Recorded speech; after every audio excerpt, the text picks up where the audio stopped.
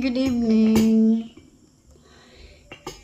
Elias walked deeper, and the lantern's glow began to stretch, forming punch of the forest floor. Along the way, he saw vision moments from the village, past a baker, sharing bread with a stranger, a child rescuing a lost bird, even a night when the stars feel like silver rain.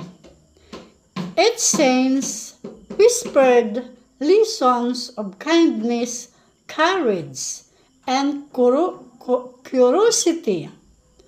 But the forest wasn't done a darker. Whispered warned him.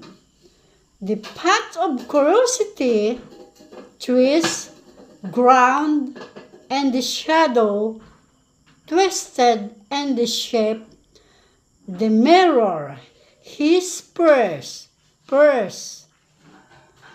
Being lost, being forgotten, being alone, Elias' heart pounded, and for a moment he thought of turning back.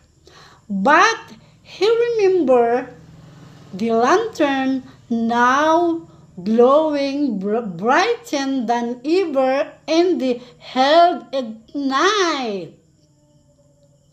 The shadow melted, the whisper now sang in harmony, guiding him to a small clearing where a crystal clear pond mirror in the night sky.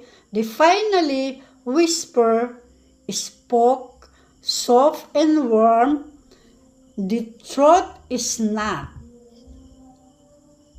Thank you.